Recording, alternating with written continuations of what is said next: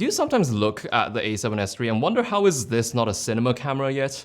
Because I think the fellas over at Sony's video camera department had that exact same thought.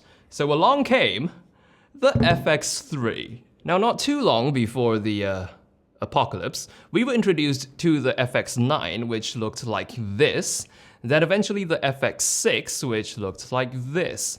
Now imagine my shock when I received this pre-production FX3 and thought I was sent an A7 by mistake. Because as far as cinema line goes, the FX3 is a bit of an oddball for looking drastically different compared to any other camera from its own family of pro video cameras to adopt almost completely the form of a mirrorless camera. This is without a doubt a camera built upon the a7S III. They share striking similarities, very likely the same 12 megapixel image sensor inside, same recording formats, same frame rates, same screen, same user interface, which kind of makes you start wondering what's different. I'll leave all the comparisons between the FX3 and the a7S III to a dedicated video that's already live, so we'll focus on the FX3 as a standalone camera in this review. I'll link the versus video at the end of this review and also in the description. The body of the FX3 is small. Without its top handle, you'll find it essentially has the same footprint as the A7's, only a fair bit thicker, and aside from the gorgeous grey textured finish on the body, the most defining hardware feature on the FX3 is perhaps its removable top handle. It houses an audio unit similar to the K3M accessory that they have for their alpha mirrorless cameras. You get 2 combo jacks and also a stereo 3.5mm input, meaning with the handle, this setup is capable of recording up to 4 channels of audio simultaneously. But the handle also comes with a rather generous inclusion of 1/4-inch accessory mounting points. You get 2 on the top and 1 facing the operator. One thing about the handle, however, is if you happen to not have a lens mounted, say in the middle of a lens change or say right now, the camera can technically stand on its base, but it tips very, very easily. So if you don't have a lens attached, I would highly recommend setting it down like this. When you attach the handle, it plugs into a smart connector inside the hot shoe, so it's a wonderfully cableless setup, but there's also these 2 locking pins that actually dig into the body to route the handle into the camera, so you won't ever have to worry about the handle snapping off the hot shoe. But speaking of hot shoes, you're left with none after you attach the handle because there are no hot or cold shoes on the handle itself, so that's just something to keep in mind. But despite the abundance of audio inputs on the handle, there is still a standard 3.5mm mic input on the main body, with the rest of your I/Os that are actually similar to the ones on the a7S III, but that fortunately also means a full-size HDMI port. It's got similar dual card slots as well, meaning they are the type that are able to receive either SD or CF Express Type A cards in the same slot. You might also notice that there are additional mounting threads on the main body itself, so excluding the 2 that are used for attaching the top handle, you get 1 on the left side, 1 on the top side, and 1 on the grip side.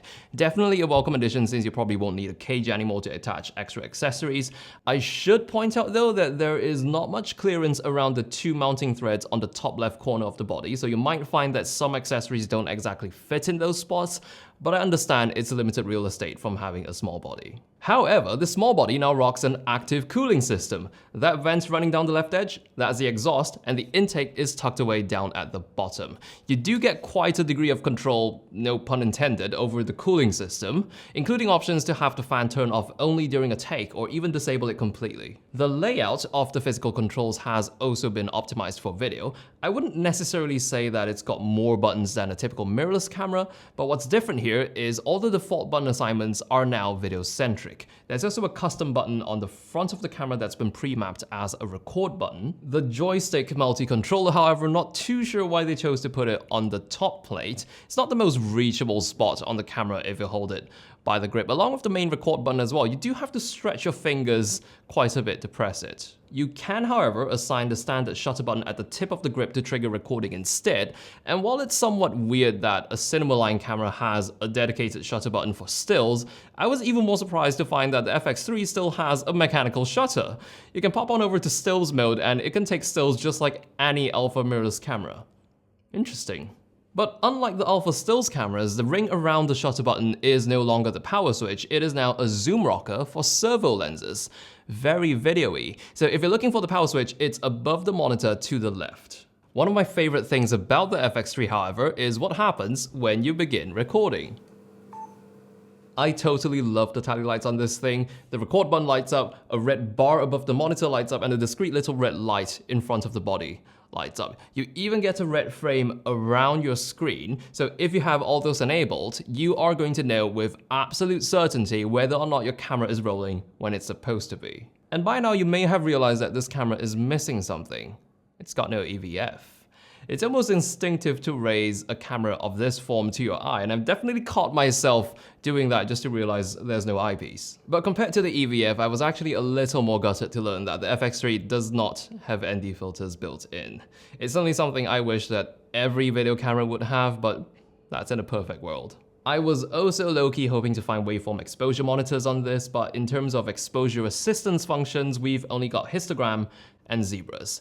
We also have not talked about the image quality out of this camera, but at this rate, would we even be surprised to say that in most cases, it looks exactly the same as the A7S III? They are very probably using the same sensor, and while that might sound a little disappointing on the FX3's behalf, it's really not, because I don't think anyone's ever had a problem with the A7S III's video capabilities. That means the FX3 can also do 4K up to 120p internally at 10-bit 422 while retaining full tracking autofocus functionality. Honestly, I don't think there's much more you could ever want beyond that. And of course, this also inherits the ridiculously good low-light performance that the A7S series was so famous for, even has the same hidden dual ISO. You'll see the high-gain circuit kick in at ISO 12800, and you'll see your image clean up all of a sudden.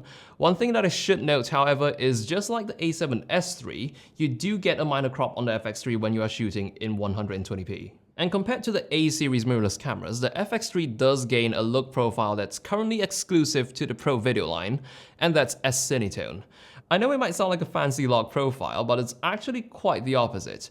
We first saw it in the FX9, and that was meant to give you something close to a finishing look in camera. You get contrasty shadows and smooth highlights, hence the name Cinetone. So that's one of the things that are exclusive to the FX3 when you compare it to the A7S III, and although this might be a bit of a doppelganger when you compare it to the A7S III, in the world of pro video cameras, it's the only one, aside from the Panasonic S1H, that I could possibly think of to have IBIS. And I would say that's quite a significant milestone for Sony's cinema line. My shooting experience with this camera, I would also say, felt very similar to shooting on an A7. In fact, it's almost exactly like shooting on an A7, but with some enhancements like having the top handle to work with and having the luxury of tally lights.